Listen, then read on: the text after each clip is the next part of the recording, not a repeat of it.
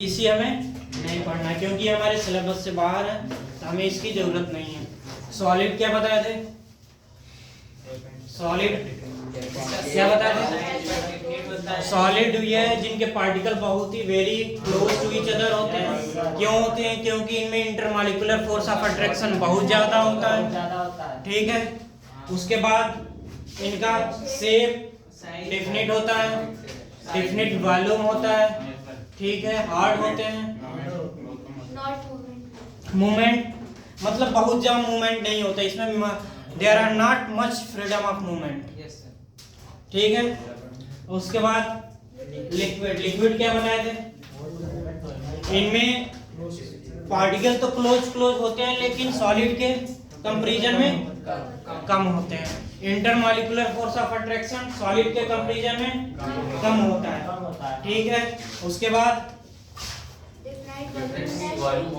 Volume इसका होगा लेकिन इसका कोई शेप नहीं होता है क्योंकि जिस वेसल्स में लिक्विड को रखा जाता है शेप वही हो जाता है उसका। ठीक है। और क्या? इनके में मूवमेंट होती है, लिक्विड में मूवमेंट होती है। ठीक है। उसके बाद गैस में क्या? पार्टिकल बहुत दूर दूर होते हैं, intermolecular force of attraction negligible होता है। उसके बाद क्या? शेप नहीं होता है, नहीं तो उसका वॉल्यूम होता है। ठीक। उसके बाद मूवमेंट तो होता ही है। ठीक है। और ये जो फिजिकल इसका चेंज है क्या?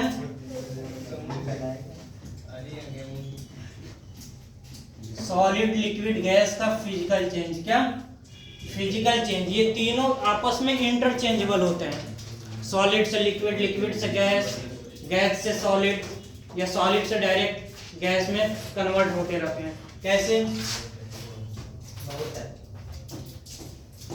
सॉलिड से लिक्विड, लिक्विड से गैस, फिर गैस से लिक्विड, लिक्विड से सॉलिड, एक सॉलिड से गैस, गैस से सॉलिड। ये होता है। सॉलिड से लिक्विड में चेंज होगा तो इसे क्या बोलेंगे? सॉलिड से लिक्विड में चेंज होगा तो क्या बोलेंगे? मेल्टिंग। क्या? मेल्टिंग। इस प्रोसेस को क्या बोलेंगे? मेल्टिंग प्रोसेस बोलते हैं। ठीक। उसके बाद लिक्विड से गैस में चेंज होगा तो क्या बोलेंगे इस प्रोसेस को? वेपोराइजेशन। वेपोराइजेशन। क्या?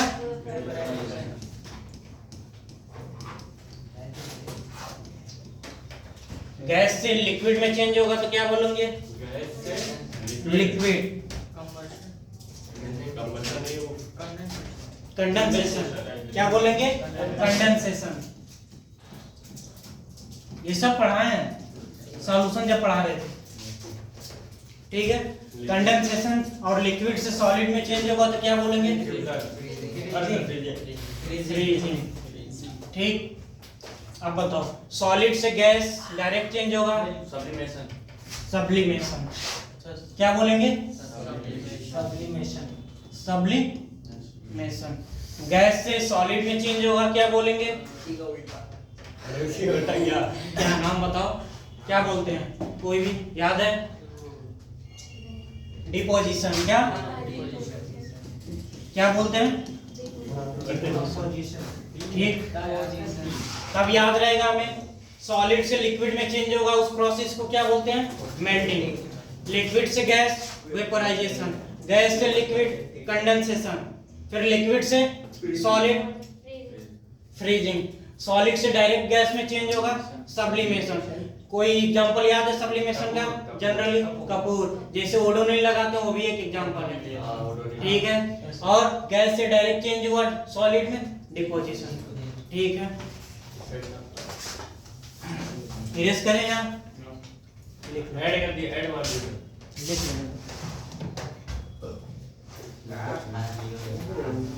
ये तो यहाँ के माहौल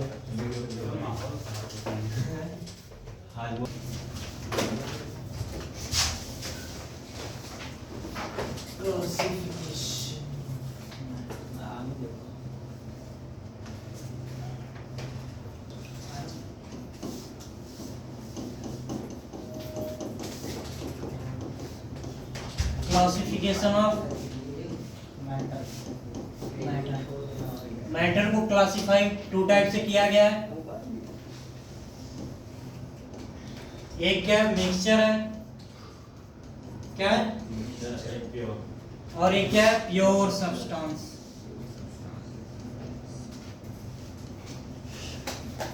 ठीक है, मिक्सचर क्या है, कुछ बताएगा कोई? Yes sir. मिक्सचर क्या है? जिसमें एक मिक्सचर क्या है? मतलब एक से दो या दो टाइप्स ऑफ मॉलिक्यूल्स जिससे मिलकर मिक्सचर में दो या दो से अधिक कंपोनेंट पार्टिकल्स मिलाए तो जाते हैं, लेकिन उनका कोई फिक्स रेशियो नहीं होता है। क्या उनका कंपोजिशन क्या होता है? वेरिएबल होता है, कुछ भी हम मिला सकते हैं। जैसे हम वाटर लिए, उसमें शुगर मिला दी, क्या मिला है? 1 चम्मच शुगर मिलाइए, वो भी एक सॉल्यूशन तैयार हो गया, ये भी एक हमारा मिक्सचर है। ठीक है, लेकिन उसमें हम 2 चम्मच भी शुगर मिला सकते हैं, ये भी हमारा मिक्सचर है। कोई स्पेसिफाइड नहीं है कि हम उसमें कितना मिला सकते हैं। ठीक है, हम अपने जरूरत के हिसाब से उसमें मिला देंगे, इसीलिए उसका कोई फिक्स रेशियो नहीं होता है। क्या कि एक गिलास वाटर में 1 चम्मच चीनी मिलाना है, ये हमारा कोई रेशियो नहीं है। हम 2 चम्मच भी मिला सकते हैं, 3 चम्मच भी मिला सकते हैं, कोई उसका रेशियो नहीं है। तो मिक्सचर का मतलब क्या है? Component of particle. क्या?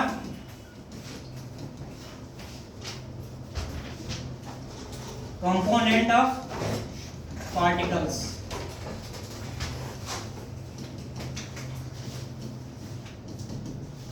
Mixed with any ratio. क्या?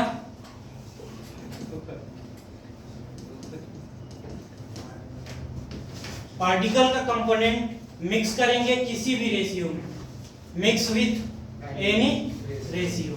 ठीक है, ये हमारा मिक्सचर है। मिक्सचर समझ में है? क्या है मिक्सचर? कोई भी पार्टिकल का कंपोनेंट लेंगे, मिक्स कर देंगे, लेकिन उनका कोई कंपोनेंट क्या रेशियो फिक्स नहीं है। अगर हमने 2 कंपोनेंट लिया है, शुगर और वाटर कंपोनेंट लिया है, शुगर और वाटर का रेशियो देखें तो उसमें कोई फिक्स नहीं है कि हम कितना मिला रहे हैं, हम कितना भी मिला सकते हैं, वो मिक्सचर है। सर फिक्स बताओ। क्या फिक्स फिक्स हुआ तो सब्सटेंस, प्योर सब्सटेंस में चला जाएगा ना, अभी आगे जाएगा धीरे धीरे, सब्र करो, आज प्रोसेसर ज्यादा काम कर रहा है।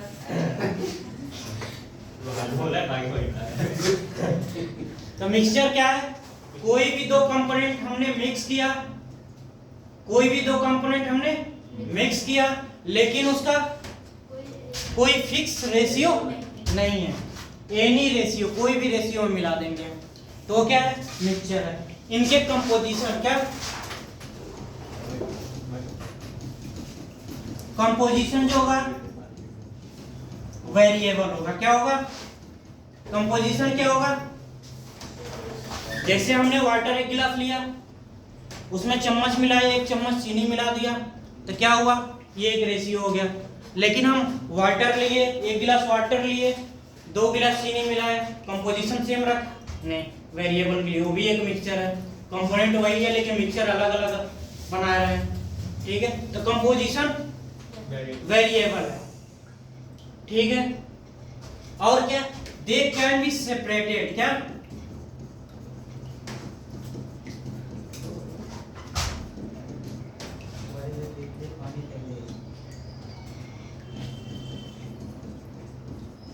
दे can be separated by physical method. क्या? इनको सेपरेट कर सकते हैं, मिक्सचर को हम क्या कर सकते हैं?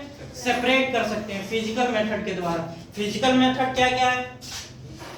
क्रिस्टलाइजेशन, बॉयल करके, क्रिस्टलाइजेशन, सेडिमेंटेशन, फिल्टरेशन, जैसे हम लोग फिल्टरेशन चाय बनाते हैं तो फिल्टर करते हैं, तो इनको क्या कर सकते हैं? हम सेपरेट कर सकते हैं।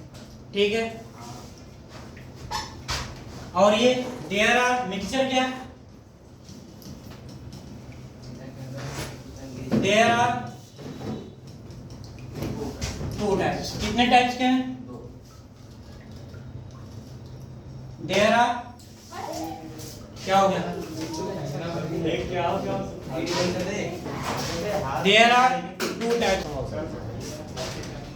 देयर आर टू टाइप्स, कितने टाइप्स के हैं, टू टाइप्स के, कौन कौन नाम बताओ,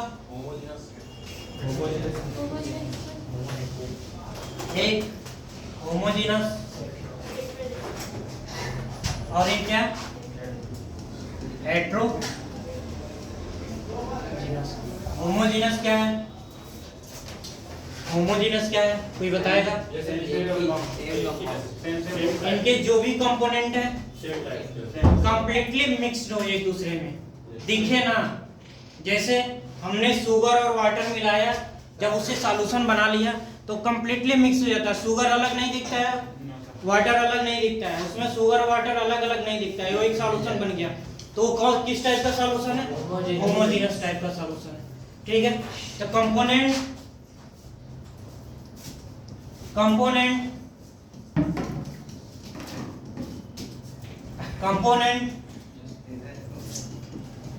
completely mix with each other, क्या, component completely mix with each other, component क्या, एक दूसरे में कंप्लीटली मिक्स हो जाएंगे, ठीक है। और क्या, सेकंड पॉइंट क्या है इसका, कंपोनेंट यूनिफॉर्मली डिस्ट्रीब्यूटेड, क्या, कंपोनेंट जो होगा यूनिफॉर्मली, क्या,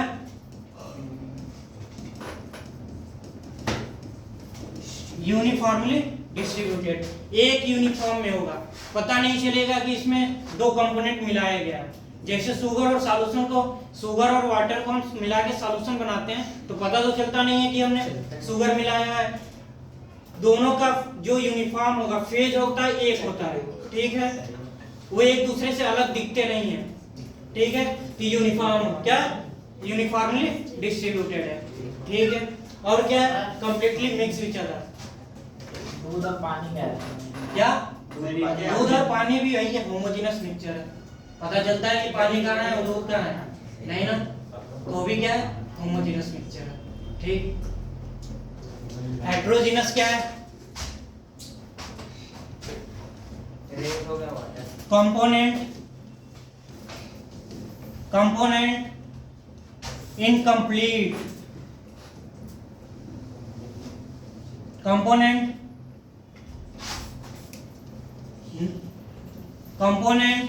नॉट कंप्लीटली, क्या, मिक्स्ड विथ ईच अदर, क्या,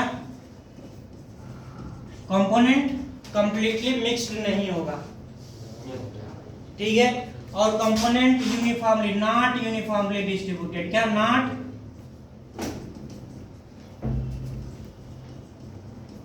यूनिफॉर्मली डिस्ट्रीब्यूटेड, ठीक। इसके कंपोनेंट क्या होते हैं, यूनिफॉर्मली डिस्ट्रीब्यूटेड नहीं होते हैं, जैसे में ले लो, चावल में देखो कुछ कंकड़ मिले होते हैं कभी कभी, वो भी एक तरह का मिक्सचर ही होता है, लेकिन वो दोनों अलग अलग दिख जाते हैं जब हम उसे देखते हैं, जब उसे हम चावल बनाने के लिए पहले क्या करते हैं, उसको देखते हैं, तो दोनों को क्या करते हैं, कंकड़ निकाल के अलग कर लेते हैं, तो दिखते हैं तभी तो निकाल के अलग कर लेते हैं, तो क्या, इसलिए वो कंप्लीटली मिक्स्ड नहीं होते, अगर कंप्लीटली मिक्स्ड होते तो हमें पता ही नहीं चलता, हम निकाल ही नहीं पाते। और क्या, यूनिफॉर्मली होता नहीं है, कहीं कहीं होगा, निकाल के उसको अलग कर लिया जाता है, ठीक है, तो वो क्या, हेट्रोजीनस मिक्सचर है।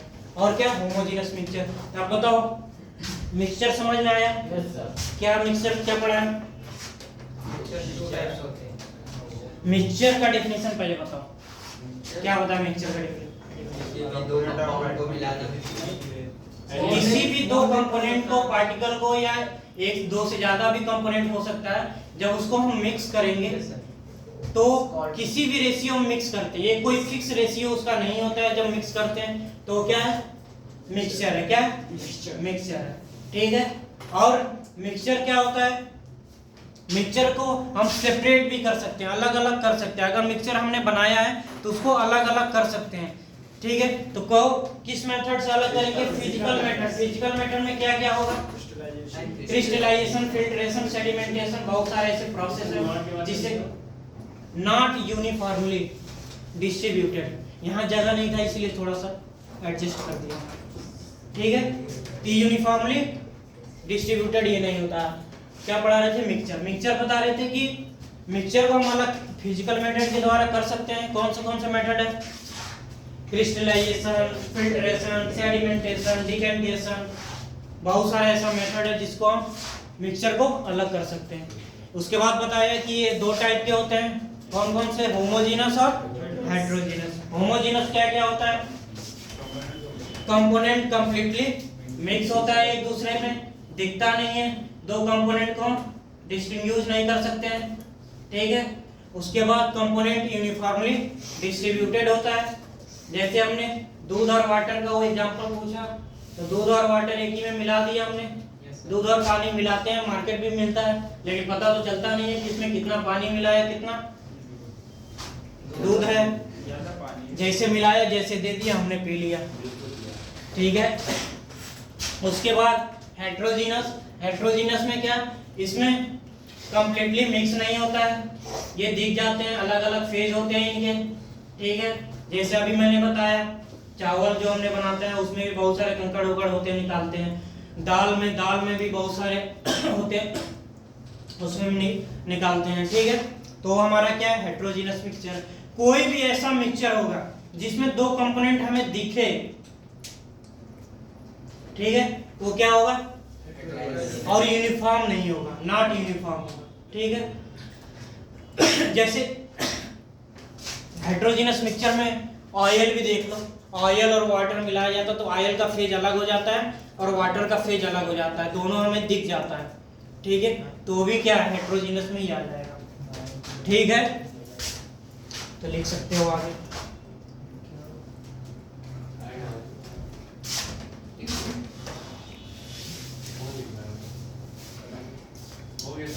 पढ़ लिए, अब क्या पढ़ेंगे हम? Pure substances. क्या प्योर सब्सटेंसेस के बारे में कुछ पता है तुम लोगों को? पता है? इसके जो पार्टिकल्स होते हैं, particles of pure substances have fixed ratio and composition. क्या?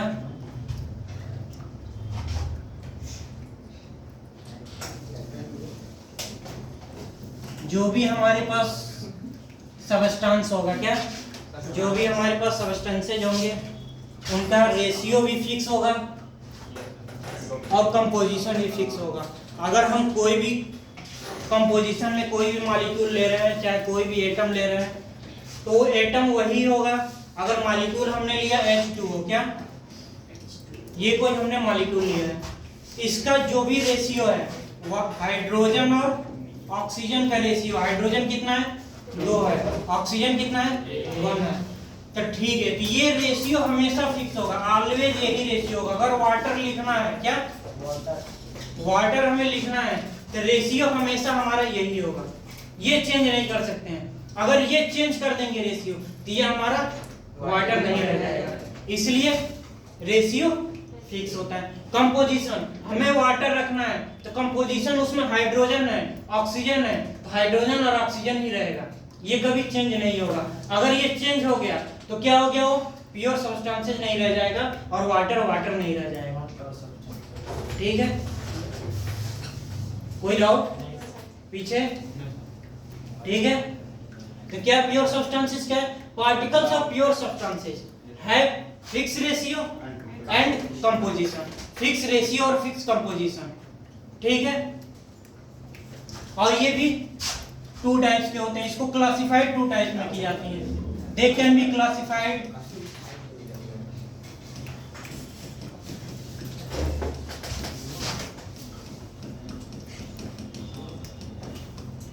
they can be classified by 2 types, ठीक है। टू टाइप्स के द्वारा इसे क्लासिफाइड कर सकते हैं, ठीक है। एक होता है एलिमेंट, क्या होता है, एक होता है एलिमेंट, दूसरा क्या होता है कंपाउंड। क्या पहला क्या है एलिमेंट, दूसरा क्या है कंपाउंड। एलिमेंट क्या है, एलिमेंट समझो, एलिमेंट में they have only one type of atom या मॉलिक्यूल। क्या कोई भी एटम और मॉलिक्यूल होगा इसमें एक टाइप के ही होंगे, ठीक है, अलग अलग नहीं होंगे। जैसे ऑक्सीजन, एलिमेंट में कोई भी लिया, ऑक्सीजन, हाइड्रोजन, नाइट्रोजन, ये क्या है, ये एटम है, क्या सिंगल एटम है, ठीक है। अगर oxygen gas, hydrogen gas, nitrogen gas, sulphur acid, phosphorus P4, ये क्या है एलिमेंट, मॉलिक्यूल। एलिमेंट का भी क्या है मॉलिक्यूल है, क्या मॉलिक्यूल है। लेकिन ये क्या, देखो इसका P4 है, फास्फोरस ही केवल है, एक टाइप का ही है। सल्फर एसिड है तो आठों सल्फर ही होंगे। ऑक्सीजन दो है तो दोनों ऑक्सीजन ही होंगे। हाइड्रोजन दो है तो दोनों हाइड्रोजन ही होंगे, यानी एक टाइप का है, इसीलिए हम क्या बोलेंगे इसे एलिमेंट। चाहे एटम हो या मॉलिक्यूल हो, लेकिन एक टाइप का होना चाहिए तो एलिमेंट हो गया, ठीक है। They have only one types, ठीक है। और क्या कंपाउंड, क्या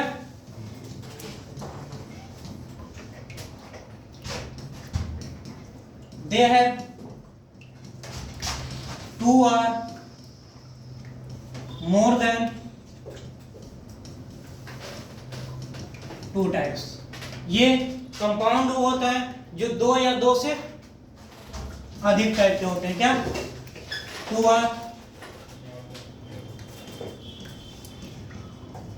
are more than two types. इसमें कोई भी कंपाउंड, जैसे हमने ले लिया H2O, क्या ले लिया, ये एक कंपाउंड है। क्या क्योंकि कंपाउंड क्यों, क्योंकि ये दो प्रकार के हैं, इसमें टू टाइप्स के एटम्स हैं। क्या टू टाइप्स के एटम, इसलिए कंपाउंड है। क्या कंपाउंड, कंपाउंड हमेशा टू और मोर देन टू टाइप्स के क्या होंगे, एलिमेंट होंगे, क्या एटम होंगे या मॉलिक्यूल होंगे। मोर than two types of elements और एटम्स, ठीक। दे हैव टू और मोर than two types of elements या एटम, ठीक है। दो या दो से अधिक एलिमेंट होगा या एटम होगा, ठीक है। जैसे हमने H2O लिया, ये कंपाउंड है, क्यों, क्योंकि इसमें टू टाइप्स, एटम तो तीन है लेकिन इसमें टू टाइप्स हैं, एक हाइड्रोजन और दूसरा ऑक्सीजन है। एटम दो भी हो सकता है, दो से ज्यादा भी हो सकता है, लेकिन जो कंपोनेंट होगा इसमें टू टाइप्स होगा या टू से ज्यादा होगा, ये कंपल्सरी है, ठीक है। जो एटम्स इसमें होगा, कंपोजिशन होगा, टू टाइप्स के या मोर देन टू टाइप्स के होंगे, ये कंपल्सरी है, ठीक है। अब एक से ज्यादा एटम हो सकता है, ठीक है, एक ही एटम एक से ज्यादा हो सकता है, लेकिन जरूरी है कि टू टाइप्स के जरूर एटम हो, ठीक है, समझ गए। जैसे H2O हो गया, और क्या CO2, अमोनिया भी होगा, अमोनिया, जितने भी ऐसे कंपाउंड मिले जिसमें टू टाइप्स के एटम हो, एलिमेंट हो, वो क्या हो गया, कंपाउंड है हमारा, ठीक है।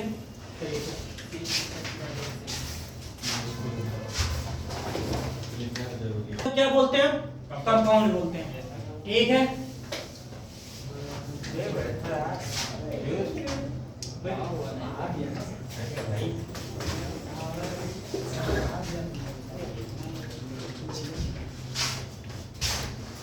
ठीक है,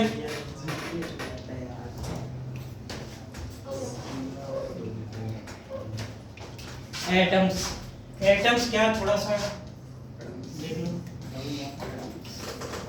एटम्स किसी भी कंपाउंड का, किसी भी पार्टिकल कंपोजिशन का वो स्मॉलेस्ट पार्टिकल है। क्या वो स्मॉलेस्ट पार्टिकल है जिसको हम ब्रेक डाउन नहीं कर सकते हैं, ऐसा आगे पढ़ोगे, डाल्टन्स ने बोला था, ठीक है।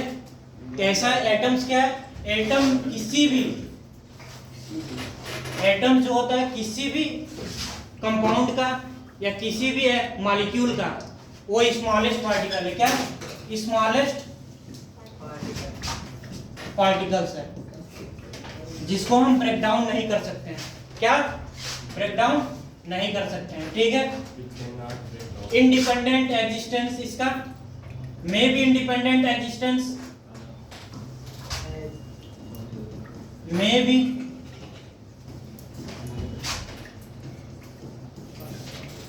इंडिपेंडेंट एग्जिस्टेंस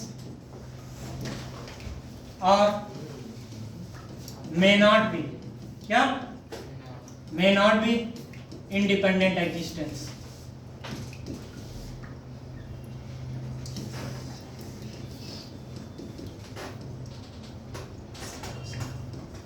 ठीक है, इंडिपेंडेंट एग्जिस्टेंस इसका हो भी सकता है, अकेले ये रह भी सकता है, या बहुत सारे अकेले नहीं रहते हैं, बहुत सारे मॉलिक्यूल के साथ रहते हैं।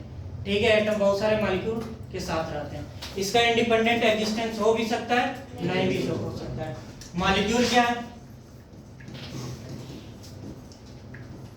ये मोर देन वन एटम से मिलके बना है। क्या मोर देन वन एटम के मिक्स से बना है। मोर देन वन एटम होता है, और क्या इंडिपेंडेंट एग्जिस्टेंस होता है। क्या इंडिपेंडेंट एग्जिस्टेंस होता है। क्या होता है? इंडिपेंडेंट एग्जिस्टेंस होता है। ये मोर देन वन एटम से होता है, और क्या इंडिपेंडेंट एग्जिस्टेंस होता है। ठीक है, ये एक एटम से ज्यादा होता है, डिफरेंट टाइप का होगा तो कंपाउंड बोलेंगे। ठीक है, अगर सेम टाइप का होगा तो एलिमेंट ऑफ मॉलिक्यूल बोलेंगे। क्या बोलेंगे? Element of molecule of element बोलेंगे। ठीक है, मॉलिक्यूल ऑफ एलिमेंट बोलेंगे। ये क्या एंडिपेंडेंट एग्जिस्टेंस है। जैसे हाइड्रोजन H2 में लिखते हैं H2SO4 एक हमारा कंपाउंड है। ठीक है, इसको हम मॉलिक्यूल बोलेंगे, मॉलिक्यूल ऑफ कंपाउंड। H2O ये भी हमारा मॉलिक्यूल है, मॉलिक्यूल ऑफ कंपाउंड है। ठीक है, एटम और मॉलिक्यूल क्लियर है। एटम क्या है? स्मॉलेस्ट पार्टिकल है। इंडिपेंडेंट एग्जिस्टेंस हो भी सकता है, इंडिपेंडेंट एग्जिस्टेंस नहीं भी हो सकता है। मॉलिक्यूल क्या है? मोर देन एटम मिक्स से बनता है, और क्या इंडिपेंडेंट एग्जिस्टेंस होता है इसका। ठीक है, जैसे हमने एक मॉलिक्यूल लिया, क्या H2SO4। क्या लिया? H2SO4। इसको हमने अलग अलग करना स्टार्ट करें तो क्या लिख सकते हैं? अगर ये एक H2SO4 लेते हैं, एक H2SO4 में कितने एटम है बताओ? टोटल एटम पहले बताओ कितने हैं? टोटल कितने एटम कितने हैं? 4 ऑक्सीजन के, 2 हाइड्रोजन के और 1 सल्फर के। यानी हाइड्रोजन, ऑक्सीजन, सल्फर। ऑक्सीजन के कितने हैं? 4। हाइड्रोजन कितने हैं? 2। सल्फर कितना है? 1। तो टोटल एटम कितना हुआ? एक H2SO4 के मॉलिक्यूल में। क्या एक H2SO4 का मॉलिक्यूल लेते हैं तो उसमें एटम कितना है? टोटल एटम कितना है? 7 है। ठीक है, कितना एटम है? 7 है। तो एक H2SO4 में हाइड्रोजन 2, ऑक्सीजन 4, सल्फर 1। ऐसे ही हमने बोल दिया 3 मॉलिक्यूल लिया H2SO4 का। क्या 3 मॉलिक्यूल लिया H2SO4 का। अब इसमें बताओ कितने हाइड्रोजन, ऑक्सीजन और सल्फर का एटम होगा? 6 हाइड्रोजन, 1 में 2 हाइड्रोजन, तो 3 में 6 हाइड्रोजन। कितना? 6 हाइड्रोजन। 3 सल्फर,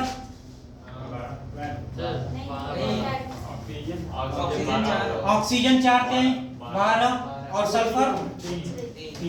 ऐसे कर लोगे। क्लासिफाइड करना हो, अलग अलग करना हो, एक्सपेंड करना हो एटम और ऑक्सीजन। ठीक है, कर लोगे। चलो एक और करके दिखाओ। जैसे अमोनिया हुआ, अमोनिया में क्या है? कितने नाइट्रोजन, कितने हाइड्रोजन है? नाइट्रोजन का एटम कितना है? 1 एटम है। हाइड्रोजन का कितना है? 3 है। टोटल एटम कितने हैं? टोटल एटम कितने हैं? 4। ठीक है, ऐसे ही हमने 5 अमोनिया ले लिया, 5 अमोनिया का मॉलिक्यूल ले लिया। कितने नाइट्रोजन, कितने हाइड्रोजन हुआ? 5 नाइट्रोजन और 5 से 15 हाइड्रोजन का एटम हुआ। क्या हुआ? एटम्स हुआ। ठीक है, ऐसे हम लिखना आएगा। कोई कंफ्यूजन है किसी को? अगर मॉलिक्यूल दे क्या है, अगर उसके अंदर पूछे कि इसमें कितने ये एटम पाया जाता है तो बता सकते हो? कोई दिक्कत नहीं होना चाहिए हमें लगा। अगर किसी को कोई दिक्कत है तो बता। सबको क्लियर है? लिखो यहाँ से था। एटॉमिसिटी क्या है? टोटल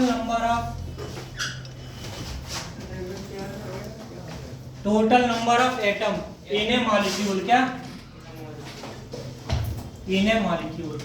ठीक है, जैसे एक मॉलिक्यूल H2SO4 लिया, H2SO4 की एक मॉलिक्यूल में एटम कितने हैं?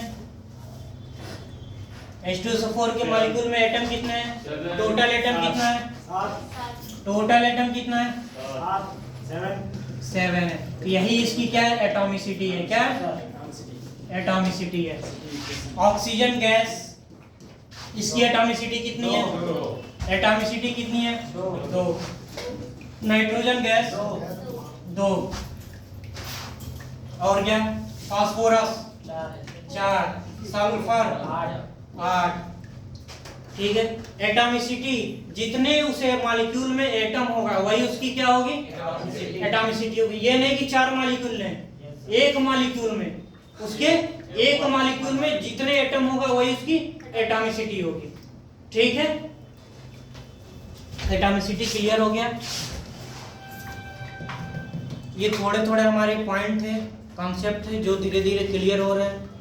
ठीक है, इसके बाद आगे क्या? एटॉमिसिटी को एन से रिप्रेजेंट कर लो, एफ से रिप्रेजेंट कर लो, बैलेंस फैक्टर एफ से रिप्रेजेंट करते हैं। ठीक है, तो आगे पढ़ोगे। एन से भी रिप्रेजेंट कर सकते हो, कोई दिक्कत नहीं है।